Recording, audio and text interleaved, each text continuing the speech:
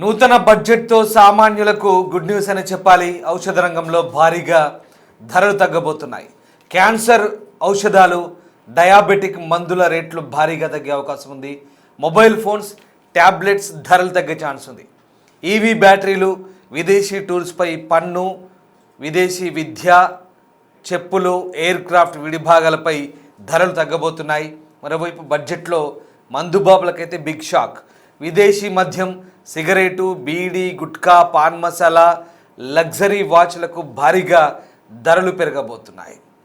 నిర్మలా సీతారామన్ ప్రవేశపెట్టిన బడ్జెట్ 2026కు సంబంధించి ఇక ఒక రకంగా మధ్యతరగతి ప్రజలకు ఇది ఊరటని చెప్పాలి. పెద్దగా ఎలాంటి మార్పులు లేవు, అయినప్పటికీ కూడా ఎలాంటి బాధుడు కూడా లేదు. కానీ ఇక్కడ ఈ బడ్జెట్ సంబంధించి అనేక అంచనాలతో చాలామంది మార్కెట్ వర్గాలు కూడా ఎదురు చూశాయి. బట్ స్టాక్ మార్కెట్ నిరాశపరిచి, ఎవరైతే ట్రేడ్ వర్గాలను నిరాశపరిచింది, దీంతో స్టాక్ మార్కెట్లు నష్టాల్లో చవి చూసిన పరిస్థితి వాళ్ళంతా కూడా. ఇక మరోవైపు నిర్మలా సీతారామన్ ప్రవేశపెట్టిన బడ్జెట్ సంబంధించి ఇది అందరికీ అనుకూలమైన బడ్జెట్, మంచి బడ్జెట్ అంటూ ప్రభుత్వం చెప్పే ప్రయత్నం చేసింది. మరోవైపు ప్రతిపక్షాలు యథావిధిగానే బడ్జెట్పై పెదవి విరిచిన పరిస్థితి. ఒక్కసారి నిర్మలా సీతారామన్ ప్రవేశపెట్టిన బడ్జెట్ సంబంధించి ఎట్లాంటి ఎఫెక్ట్ ఉంది, ముఖ్యంగా ఈ బడ్జెట్లో ఏవి ధరలు పెరుగుతాయి, ఏవి తగ్గుతాయో తెలుసుకునే ప్రయత్నం చేద్దాం. ధరలు తగ్గే ఏంటో ముందు చెప్తాను. విదేశీ పర్యాటక ప్యాకేజీలు, వీటిపై ట్యాక్స్ కలెక్ట్ ఎట్ ఫోర్స్ అంటారు, అది TCS. ఇది 2% తగ్గించారు. అంటే విదేశీ ప్రయాణాలు ఏవైతే ఉంటాయో, పర్యాటక రంగానికి సంబంధించి ఎక్కడైతే టూర్లకు వెళ్తుంటారో వాళ్ళకి ట్యాక్స్ కలెక్టెడ్ సోర్స్ అనేది తగ్గిస్తున్నారు. TCSని 2% తగ్గిస్తున్నారు. ఇక నెక్స్ట్ విదేశీ విద్య, దీనిపై కూడా TDSను తగ్గిస్తున్నారు. అంటే లిబరైజ్డ్ రెమిటెన్స్ స్కీమ్ అంటారు. LRS కింద విద్యా ఖర్చుల కోసం దీనిపైన TDS తగ్గించారు. ఇక ఆల్కహాలిక్ లిక్కర్, తుక్కు, అలాగే కొన్ని రకాలైనటువంటి ఖనిజాలు, వీటిపై కస్టమ్స్ డ్యూటీని 5% నుంచి 2%కు తగ్గించారు. మరోవైపు షూ అప్పర్ ఎగుమతులు, ఇందుకోసం అవసరమైన మెటీరియల్ దిగుమతిని డ్యూటీ రహితంగా ప్రకటించారు. వీటిపైన కూడా ట్యాక్స్ లేదు. అలాగే సోలార్ ప్యానెల్స్, వీటికి సంబంధించిన కీలక మెటీరియల్పై కూడా బేసిక్ కస్టమ్స్ డ్యూటీని తొలగించారు. అలాగే ఎనర్జీ ట్రాన్సిషన్ పరికరాలు, వీటిపై కూడా బేసిక్ పన్ను ఏదైతే ఉంటుందో దాన్ని కూడా తొలగించారు. క్యాపిటల్ గూడ్స్, క్రిటికల్ మినరల్స్పై కూడా బేసిక్ సుంకాలు తగ్గించారు. మరోవైపు వ్యక్తిగత వినియోగానికి వాడే పరికరాలపై బేసిక్ సుంకాలు అంటే దాదాపు 20% నుంచి 10%కి కుదించినట్టుగా తెలుస్తోంది. క్యాన్సర్, అలాగే అరుదైన వ్యాధులు, డయాబెటీస్, ఇలాంటి వాటికి వాడే చికిత్సకు వాడే 17 రకాల ఔషధాలపై, మందులపై ఏదైతే ప్రాథమిక పన్నులు తగ్గించారో, బేసిక్ ట్యాక్స్లు ఏవైతే ఉన్నాయో వాటిని తగ్గించిన పరిస్థితి మనకు కనబడుతుంది. బేసిక్ కస్టమ్స్ డ్యూటీ అంటారు, BCD. సో వాటిని తగ్గించారు. ఇక మన దేశ తీర ప్రాంతం నుంచి ప్రత్యేక ఆర్థిక మండలి పరిధి వరకు ఉన్న సముద్ర జలాల్లో మన జాలర్లు పట్టుకున్న చేపలు, అలాగే అణు విద్యుత్ ప్రాజెక్టులకు వాడే పరికరాలు, విద్యుత్ వాహనాలు వాడే బ్యాటరీలు, భారత్లో తయారయ్యే స్మార్ట్ ఫోన్లు, అలాగే పర్సనల్ కంప్యూటర్ తరహాలో ఉండేటువంటి ట్యాబ్లెట్లు, విమానాల విడిభాగాలు, ఈ ధరలన్నీ కూడా పూర్తిగా తగ్గాయి. ఒకసారి స్క్రీన్పై చూడొచ్చు. మొబైల్స్, ఇదిగో విమానాల విడిభాగాలు, విద్యుత్ వాహనాలు, ఎలక్ట్రిక్ వాహనాలు, బ్యాటరీలు, అలాగే తర్వాత అణు విద్యుత్ ప్రాజెక్టు వాడే పరికరాలు, ఇవన్నీ కూడా ధరలు తగ్గిన పరిస్థితి. మరోవైపు ధరలు ఎక్కడ పెరుగుతాయి ఒకసారి చూద్దాం. ఆదాయపు వివరాలు సరిగ్గా చూపిన వారికి విధించే జరిమానా 100% పెంచారు. అలాగే బహిర్గతం చేయని చరాస్తులపై ఇప్పుడు జరిమానా విధించారు. ఏదైతే ఆస్తులు ఉన్నా కూడా చెప్పకుండా దాచిపెట్టే వాళ్ళు ఉంటారు కదా, సో వాటికి సంబంధించి ఇప్పుడు జరిమానా పెడుతున్నారంటే ఇంతకుముందు జైలు శిక్ష ఉండేది, ఇప్పుడు జరిమానాకే సరిపెడుతున్నారు. ఆ జైలు శిక్షలు రద్దు చేశారు. ఇక ఏం పెరుగుతున్నాయి, ఎక్కడెక్కడ పెరుగుతున్నాయి? విలాసవంతమైన వాచులు, అంటే ఖరీదైన గడియారాలు, ఆల్కహాల్, అంటే మందు తాగుతారు కదా, ఆల్కహాల్, విస్కీ, బీరు ఇలాంటివి ఉంటాయి కదా, ఇవన్నీ కూడా. అట్లాగే సిగరెట్లు, బీడీలు, పాన్ మసాలా, గుట్కా ఇవన్నీ కూడా విలాసవంతమైన వస్తువులుగా పరిగణించి వీటన్నిటి రేట్లు పెంచారు ఆల్రెడీ ఈ బడ్జెట్లో. అవి ఎప్పుడు అమల్లోకి వస్తాయనేది చూడాలి. సో ఫ్యూచర్స్ ఆప్షన్స్ ట్రేడింగ్ వచ్చేసి ట్రేడ్ మార్కెట్లో స్వల్పకాలిక ట్రేడింగ్ చేసే వాళ్ళకి ఇది నష్టమే, దీర్ఘకాలిక ట్రేడింగ్ చేసే వాళ్ళకి ఇది ఒక రకంగా స్థిరంగా ఉంటుంది. కాబట్టి అది ఫ్యూచర్స్ ఆప్షన్ ట్రేడింగ్ అనేది వాళ్ళకి ఎస్టీటీ అనేది ఆ రూపంలో పన్నులు విధిస్తున్నారు. అలాగే కాఫీ రోస్టింగ్, కాఫీ మిషన్లు ఉంటాయి కదా, కాఫీ బ్రూవింగ్, వెండింగ్ యంత్రాలు, వీటిపై కూడా పెంచారు ధరలు. ఇక కొన్ని రకాల ఎరువులపై దిగుమతి ఫీజులను తొలగించారు. అమ్మోనియం ఫాస్ఫేట్, అమ్మోనియం నైట్రోఫాస్ఫేట్ వంటి వాటి ధరలు పెరగవచ్చు. అంటే urea, ammonium phosphate urea, ammonium nitrophosphate, ఇది రైతులకు ఐడియా ఉంటుంది. అలాగే ఇక మన కెమెరాలు ఉంటాయి కదా, సినిమా షూటింగ్లు చూసేటి మామూలుగా షూటింగ్ చేసే కెమెరాలు, ఇప్పుడు ఈ న్యూస్కు మేము కూడా వాడతాం కదా, న్యూస్ వాడే కెమెరాలు, మామూలుగా కెమెరాలు ఎవరైనా కొనుక్కుంటారు. ఈ మధ్యకాలంలో బాగా కెమెరాలు కూడా జనాలు కెమెరా ఫ్రెండ్లీ అయిపోయారు. ఫోటోషూట్స్ అని, రీల్స్ అని చాలామంది అందరూ కూడా అదిగో చూడండి అవే ఆ కెమెరాలు, తర్వాత వాటికి వాడే పరికరాలు, ఇవన్నీ కూడా ధరలు పెరుగుతాయి. సో చాలామందికి అందుబాటులో ఉన్నాయి. ఇప్పుడు ఈ మధ్య ఇందాక నేను చెప్పినట్టుగా ఫోటోషూట్స్ కానీ బాగా వెళ్తున్నారు.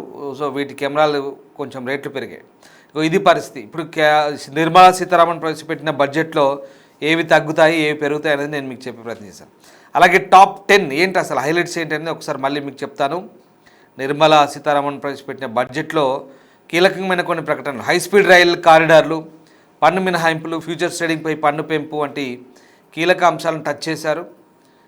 ఈ క్రమంలోనే బడ్జెట్ 2025లో ప్రకటించిన అంశాలకు సంబంధించి ఇప్పుడు 26లో ప్రకటించిన అంశాలకైతే కొంత భిన్నంగా ఉంది. మనం ఒకసారి తెలుసుకునే ప్రయత్నం చేద్దాం.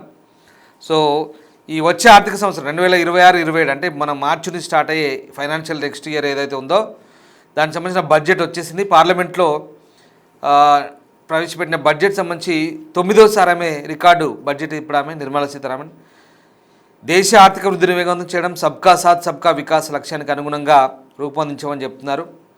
ముఖ్యంగా కీలక రంగాలకు భారీ కేటాయింపులు చేశారు. విదేశీ పెట్టుబడులకు అవకాశాలు, ఫ్యూచర్స్ ట్రేడింగ్పై పన్నుల పెంపు వంటి కీలక నిర్ణయాలు ఉన్నాయి. ఇక మరీ ముఖ్యంగా ప్రధానంగా ప్రస్తుతానికైతే ఈ పెట్టుబడులు ఏవైతే ఉన్నాయో వాటిని క్యాపెక్స్ అంటారు. క్యాపెక్స్ పెంచారు. ప్రభుత్వం మౌలిక సదుపాయాల మీద భారీ మొత్తంలో ఖర్చు చేసేందుకు సిద్ధమైంది. ఈ క్యాపెక్స్ దాదాపు 11.2 లక్షల కోట్లు, అంటే 11,02,000 కోట్లు, దాదాపు 2026-27 ఆర్థిక సంవత్సరానికి 12.2 లక్షల కోట్లకు పెంచారు. ఇప్పుడున్న దానికి ఇంకొక దాదాపు 100 కోట్లు ఎక్కువ పెంచారనమాట, 100 లక్షల కోట్లు.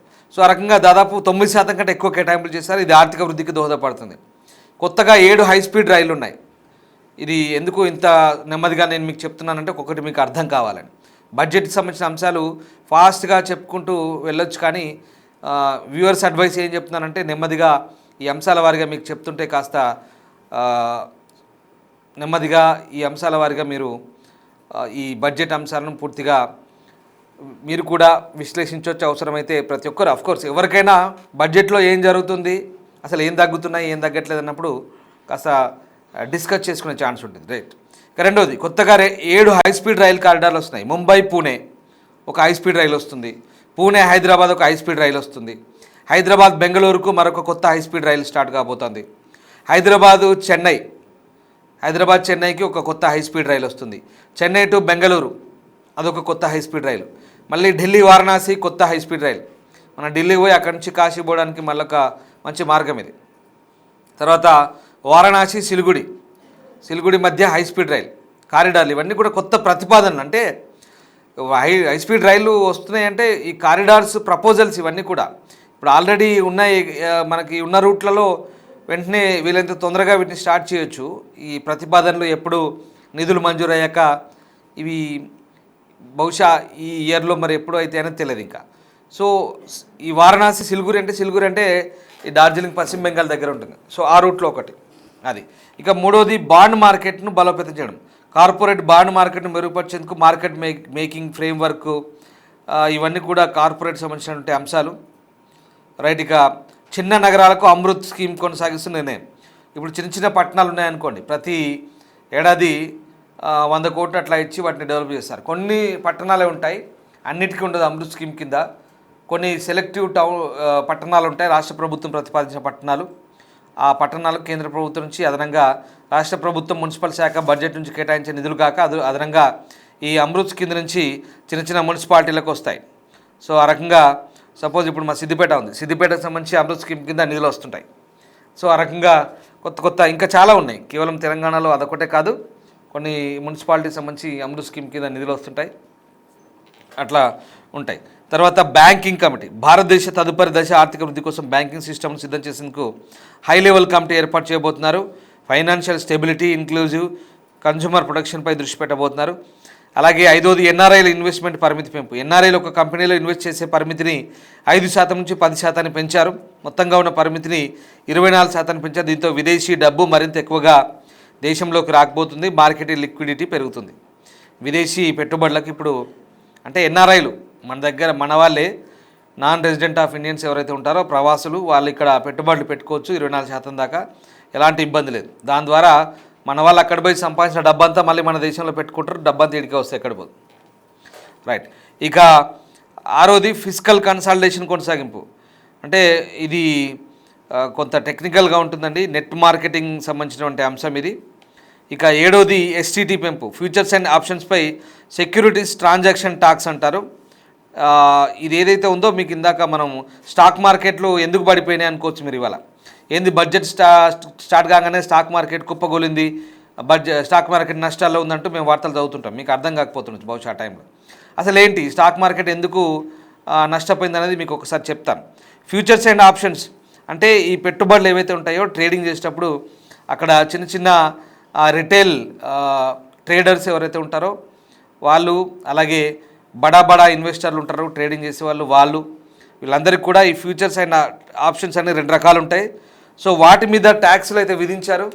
విధించినప్పుడు ఏంటంటే ఈ చిన్న తరహా అంటే అవగాహన ఉండో లేకో కొంతమంది ప్రతి ఒక్కరు కూడా ట్రేడ్ మార్కెట్లోకి వస్తున్నారు, స్టాక్ మార్కెట్లోకి వచ్చి ట్రేడింగ్ చేయడము అది ఇది చెయ్యొద్దని రూల్ ఏం లేదు. అట్లని చెప్పేసి చేసి చేతులు కాల్చుకోవాల్సిన అవసరం కూడా లేదు, నష్టపోతారు అవగాహన లేకుండా. సో అది పరిస్థితి. వాటిని కాస్త అరికట్టేందుకు, తగ్గించేందుకు, అఫ్కోర్స్ ఇది వాళ్ళకి నిరుత్సాహపరిచే అంశమే చిన్న స్థాయి ట్రేడర్లకు. బట్ దానికంటే దీర్ఘకాలిక ప్రయోజనాలు ఉండే లాంగ్ రన్లో పనిచేసే ట్రేడర్లకి ఇది బాగా ఉపయోగం. దాని ద్వారా ఇన్కమ్ ట్యాక్స్ కూడా వస్తుంది. ఇది గవర్నమెంట్ ఉద్దేశం. దీంతో ప్రస్తుతం ఆ ట్యాక్స్ని 0.2% నుంచి 0.5% పెంచారు. ఈ రకంగా ఇదొక కీలక నిర్ణయం. ఇక మెడికల్ టూరిజం 8వది. భారతదేశాన్ని వైద్య పర్యాటక రంగంలో హబ్గా మార్చేందుకు కొత్త స్కీములు ఉన్నాయి. 5 ప్రాంతీయ మెడికల్ హబ్బులు ప్రైవేట్ సెక్టర్తో కలిసి ఏర్పాటు చేయబోతున్నారు. ఈ హబ్బుల్లో హాస్పిటల్స్, విద్యా సంస్థలు, పరిశోధన కేంద్రాలు, ఆ తర్వాత ఆయుష్ సెంటర్లు, ఆయుర్వేదిక్ సెంటర్లు ఉంటాయి, ఆయుష్ సెంటర్లు, డయాగ్నోస్టిక్స్, పోస్ట్ కేర్, రిహాబిలిటేషన్ వంటివి ఉంటాయి. మెడికల్ వాల్యూ టూరిజం సులభతరం చేసేందుకు ఈ కేంద్రాలను కూడా ఏర్పాటు చేస్తున్నారు. డాక్టర్లు, అలైడ్ హెల్త్ ప్రొఫెషనల్స్కు ఎక్కువ ఉద్యోగాలు వస్తాయి. ఇది మంచిదే, ఇది చాలా మంచిది. మెడికల్ టూరిజం ఎంత మంచిదంటే మళ్ళీ చెప్తున్నా, మనకు హాస్పిటల్స్ వస్తాయి, విద్యా సంస్థలు వస్తాయి, అంటే దానికి రిలవెంట్గా పరిశోధన కేంద్రాలు వస్తాయి, ఈ ఆయుర్వేద సెంటర్లు వస్తాయి, డయాగ్నోస్టిక్స్ వస్తాయి. అంటే డయాగ్నిక్ సెంటర్లు అంటే మీకు తెలిసింది కదా. Post care, rehabilitation centre. Rehabilitation అంటే మనకు ఆపరేషన్లు అయితేనో ఇంకేదైనా ట్రీట్మెంట్ అయితేనో చాలామంది రిహాబిలిటేషన్ సెంటర్లో పోయి అక్కడ ఉంటారు, రెస్ట్ తీసుకుంటారు, అట్లాంటివి.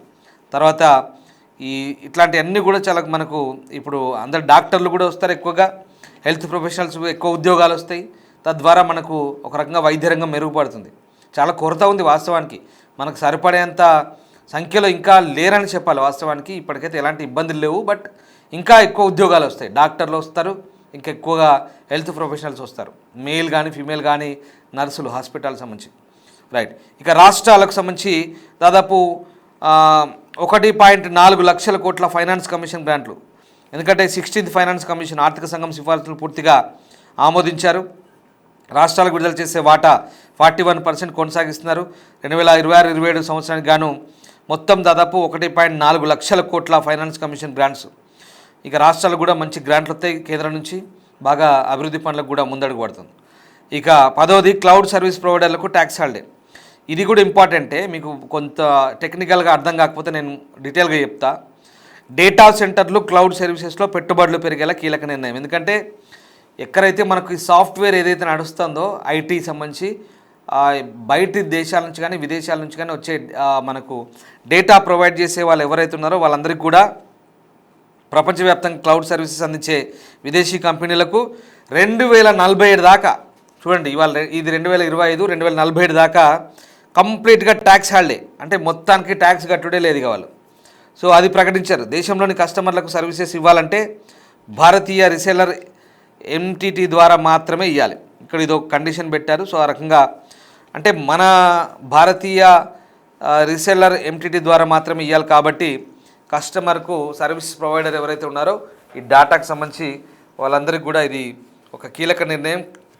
వాళ్ళ క్లౌడ్ సర్వీసెస్ డాటా సెంటర్లో పెట్టుబడి పెట్టే వాళ్ళకంతా కూడా ట్యాక్సులు లేవు. సో ఆ రకంగా ఈ బడ్జెట్ అంతా కూడా చాలా భిన్నంగా ఉంది. ఒక రకంగా పెద్దగా ఎవరి మీద ఏం భారం పడలేదు, అట్లని చెప్పేసి పెద్దగా ఊరట లేదు. బట్ మొన్న 2025 బడ్జెట్కి కొనసాగింపుగా ఇప్పుడు స్లాబ్ సిస్టమ్ ఉందండి, పన్ను సంబంధించి ఇన్కమ్ ట్యాక్స్ 17,75,000 దాకా మొన్న లాస్ట్ ఇయర్ ఇచ్చారు. ఇప్పుడు దాన్ని అది కంటిన్యూ చేస్తున్నారు. దానిలో ఎట్లాంటి ఇబ్బంది ఏం లేదు. సో ఆ రకంగా కానీ మనకి ఇక్కడ ఏముంటుంది, బాగా తాగుడు, మత్తు పదార్థాలు, మద్యము, సిగరెట్లు, బీడీ, గుట్కా, పాన్ మసాలా ఇట్లాంటి వాటన్నిటి మీద ఇవి సమాజంలో మంచి చేసే ఏం కావు, హ్యాబిచువల్గా చాలామంది తీసుకుంటారు కాబట్టి వీటి మీద పెంచిన నష్టం లేదు. మందు మీద, విదేశీ మద్యం మీద పెంచిన తప్పులేదు, సిగరెట్, బీడీ, గుట్కా మీద పెంచిన తప్పులేదు. అట్లా పెంచినా సిగరెట్లు తాగుతున్నారు, గుట్కాలు తింటున్నారు, అన్నీ జరుగుతున్నాయి. కానీ రేట్లు పెరగడం వల్ల అనవసరంగా వాటి జోలికి కొంతమంది మానేస్తారు డెఫినెట్గా, అది జరుగుతుంది పరిస్థితి. లగ్జరీ వాచ్లు ఏవైతే అంటే సామాన్యునికి ఏం ఇబ్బంది లేదు, లగ్జరీగా ఉండాలని ఎవరైతే ట్రై చేస్తారో వాళ్ళందరికైతే ఖచ్చితంగా మనకి ఇంపోర్ట్ ఎక్స్పోర్ట్స్ అవుతుంటాయి కాబట్టి వాటి మీద ట్యాక్సులు ఉంటాయి డెఫినెట్గా. సో ఇది మందుబాబులకైతే బిగ్ షాక్ అని చెప్పాలి బడ్జెట్ డెఫినెట్గా. సో ఆ రకంగా లగ్జరీ వస్తువుల మీద అయితే ట్యాక్సులు మళ్ళీ పెరగబోతున్నాయి, ధరలు పెరుగుతున్నాయి. సో ఆ రకంగా ప్రస్తుతం నిర్మలమ్మ ప్రవేశపెట్టిన బడ్జెట్ అయితే భిన్నాభిప్రాయాలు వ్యక్తమవుతున్నాయి. రైట్, ఇది బడ్జెట్ సంబంధించినటువంటి అంశాలు, కొన్ని కీలక అంశాలు మాత్రమే నేను మీకు చెప్పే ప్రయత్నం చేశాను. ఇంకా బడ్జెట్ చాలా ఉంటుంది, 80 నిమిషాల పాటు చెప్పింది. చాలా రంగాలు ఉంటాయి, చాలా ఉంటాయి. రక్షణ రంగానికి కూడా మంచి ఊతమిచ్చారు ఈసారి. ఎందుకంటే మనం మాట్లాడితే పక్క దేశపోడు యుద్ధం అంటాడు పాకిస్తాన్ వాడు, కాబట్టి ఎక్కడా ఏది కాంప్రమైజ్ అయ్యే ఛాన్స్ లేదు. ఆపరేషన్ సింధూర్లో ఏం చెప్పాలో అంత బుద్ధి చెప్పాం. ఈసారి రక్షణ రంగానికి కూడా భారీ కేటాయింపులు ఉన్నాయి. ఇది ఈ ప్రభుత్వం స్టేబుల్గా ఉంది కాబట్టి ఖచ్చితంగా విదేశీ ఎవరైనా మన వైపు తిరిగి చూడాలి, మన మీద దురాక్రమణకో మన మీద బెదిరింపులకు దిగాలంటే భయపడే రోజులు వచ్చినాయి. ఇది పాత భారతదేశం కాదు, ఇది కొత్త ఇండియా, కొత్త భారతదేశం. కాబట్టి మన రక్షణ రంగం కూడా మనం బలోపేతం చేసుకోవాలి, సాంకేతికంగా మనం గట్టిగా ఉండాలి. అంతరిక్షం దాకా అమెరికా తర్వాత భారతీయ అంతరిక్ష ప్రయోగాలు చేసేది. చాలామందికి ప్రపంచవ్యాప్తంగా విషయం తెలుసు, అందుకే చాలా దేశాలు జీర్ణించుకోలేవు. భారత్ని ఎదగనీయకుండా చేసే దేశాలు కూడా చాలా వరకు ఉన్నాయి, చైనా లాంటి దేశాలు, అమెరికా, ఈవెన్ అమెరికా కూడా. ఇట్లాంటి మనం అంటే స్వయం సమృద్ధి సాధిస్తున్నాం, ఆత్మనిర్భర్ భారత్ ఎత్తున్నాం. చాలా వరకు కూడా మన భారతదేశం మనంతలా మనం ఎదుగుతున్నాం, సొంతంగా మనం ప్రయోగాలు చేస్తున్నాం, సొంతంగా మనం అన్ని రకాలుగా స్వయం సమృద్ధి సాధిస్తున్నాం. ఇవాళ అన్ని రంగాల్లో ముందుకెళ్తున్నాం. సో ఆయా రంగాలకు సంబంధించి నేను బడ్జెట్ కేవలం ఈ కొన్ని అంశాలే కాదు, చాలా ఉన్నాయి. ఇవన్నీ కూడా మీరు కూడా కూలంకుషంగా తెలుసుకుంటే మంచిదే. ప్రతి ఒక్కరూ ఏంటి బడ్జెట్ మనకేముందిలే, అక్కడ ఏదో ఢిల్లీలో బడ్జెట్ పెట్టిరట మనకేమొస్తుంది అనుకోవడం కాదు. ప్రతి ఒక్క పౌరుడు తెలుసుకోవాలి అసలు బడ్జెట్ అంటే ఏంది, ఏం జరుగుతుంది, ఏం తగ్గుతున్నాయి, ఏం పెరుగుతున్నాయి. ప్రతి ఒక్కరికి మనతో ముడిపడింది ఇది. మనం పన్నులు కడుతున్నాం, ట్యాక్సులు కడుతున్నాం. మనం ప్రతి ఒక్కరం కూడా దీంట్లో మనకు తెలియకుండానే, చదువుకున్నా చదువుకోకపోయినా ఎవరైనా సరే మనకు తెలియకుండానే మనం అందరం కూడా దాంట్లో భాగస్వామ్యం అవుతున్నాం దేశ ఆర్థిక ప్రగతిలో. మన దేశానికి సంబంధించిన పౌరులం కాబట్టి ఖచ్చితంగా అందరికీ మనకి ఇది అనుసంధానమై ఉంటుంది. కాబట్టి తెలుసుకోండి బడ్జెట్ గురించి ఏం జరుగుతుందో ఒకసారి తెలుసుకునే ప్రయత్నం చేయండి. కూలంకుషంగా మీరు కూడా బడ్జెట్ గురించి డిస్కస్ చేయండి. ఈ వ్యూవర్స్ అడిగేది ఏంటంటే మీకు బడ్జెట్ సంబంధించి ఎట్లా అనిపించింది ఒకసారి కామెంట్ రూపంలో తెలియజేసే ప్రయత్నం చేయండి. ఈ 26 బడ్జెట్ 2026 to 27 సంబంధించినటువంటి ఈ వార్షిక బడ్జెట్లో మీకు ఏమనిపించింది? ప్రభుత్వం ప్రవేశపెట్టిన ఈ బడ్జెట్ గురించి మీ అభిప్రాయం ఏంటి? Please comment. Thank you.